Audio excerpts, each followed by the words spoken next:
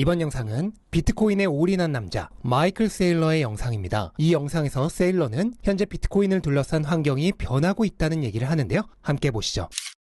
전 세계적으로 비트코인의 채택이 증가하는 징후들이 보이고 있습니다. 주요 대통령 후보 중 2명과 주지사들, 국회의원들이 관심을 보이고 있고 월가의 많은 투자자들, 피델리티와 블랙락 같은 기업의 대표들 또한 관심을 보이고 있다는 것. 그리고 마라톤과 같은 상장회사들과 비트코인 채굴 기업들이 대규모로 참여하고 있다는 것이 그 징후입니다. 4년 전에는 아무도 관심을 가지지 않았습니다. 자본시장에 있어 최악의 상황은 아무도 관심을 가지지 않는 것이죠. 하지만 지금은 유명인사, 정치인, 투자자, 엔지니어, 기술자 모두가 관심을 가지고 있습니다. 지난 4년 동안 채권은 연평균 수익률이 마이너스 5%인 반면 비트코인은 55%였습니다. 영업기업들은 SEC의 투자회사법에 따라 올해 1월까지 초과 자본을 국채에 투자해야 했습니다. S&P나 부동산 같은 것에 투자할 수 없었죠. 즉 지난 80년 동안 법은 기업이 매년 5%의 구매력을 잃는 자산에 초과 자본을 보관하도록 강요한 것이죠. 회사가 비트코인에 투자하거나 채권을 비트코인으로 교체하기 위해서는 3가지 조건이 충족되어야 합니다. 첫 번째, SEC가 비트코인을 합법적인 자산 클래스, 디지털 상품으로 인정해야 합니다. 영업기업의 주식 소유는 불법이며 그렇다고 등록되지 않은 증권을 가지고 싶지는 않겠죠. 따라서 비트코인은 디지털 상품이 되어야 합니다. 올해 1월에 비트코인은 디지털 상품이라고 승인되었죠. 두 번째, 공정한 회계가 필요합니다. 돈을 잃기만 하고 돈을 벌 수 없는 것에 투자할 수는 없죠. 올해 1월 이전의 회계 규칙에 따르면 비트코인 가격이 하락할 때만 대차대조표에 기록해야 되고 상승할 때의 평가이익은 기록할 수가 없었습니다. 따라서 비트코인에 투자하면 돈을 잃기만 하고 벌 수는 없었죠. 이 문제는 1월에 해결되었고 내년 1월부터는 공정회계가 필수가 되었습니다. 세 번째, 은행이 비트코인을 보관할 수 있어야 합니다. 은행이 비트코인을 보관할 수 있게 되면 은행은 비트코인의 구매와 판매, 대출도 할 수 있게 됩니다. 우리는 아직 세 번째 조건을 갖추지 못했습니다. 지금 당장은 비트코인을 보관할 곳과 구매 방법을 찾는 것에 좀 더 노력을 기울여야 하며 우리는 이 과도기에 있습니다. 채권에서 비트코인으로 자본을 옮긴다면 연평균 수익률을 마이너스 5%에서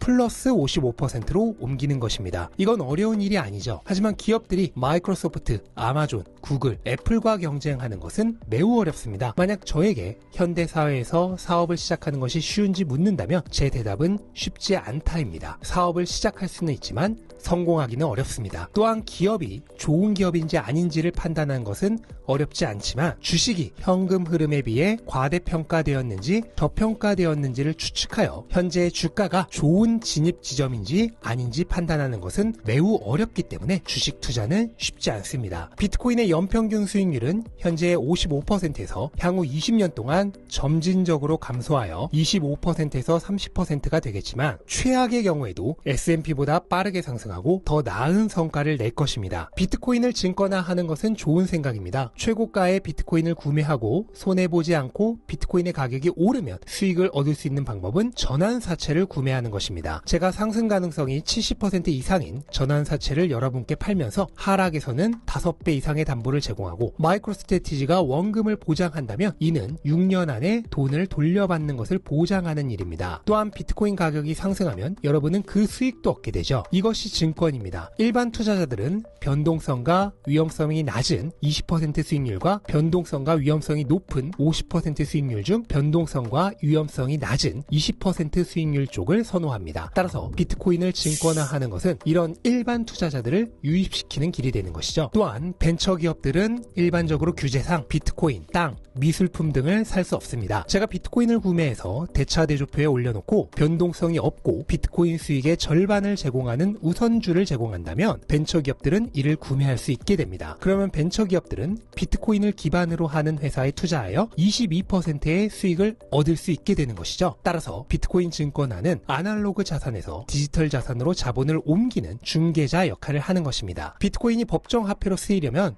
세금 처리 문제가 중요합니다. 세금은 기본적으로 자산을 파괴합니다. 만약 정부가 비트코인에 재산세를 부과한다면 그 나라를 떠나야 하며 자본이득세를 부과하려 한다면 비트코인을 자주 이동시키지 말아야 합니다. 자본을 영원히 보관할 수 있는 디지털 자산인 비트코인에 세금이 부과되지 않는다면 세계 어디에서나 부를 유지하고 규정을 준수할 수 있습니다. 당신이 다른 사람을 돕고 싶다면 비트코인에 투자하라고 조언하십시오. 그리고 누군가를 싫어한다면 반대로 비트코인을 팔고 사지 말라고 해주세요. 이것이 싫어하는 사람들에게 할 수 있는 최고의 복수입니다.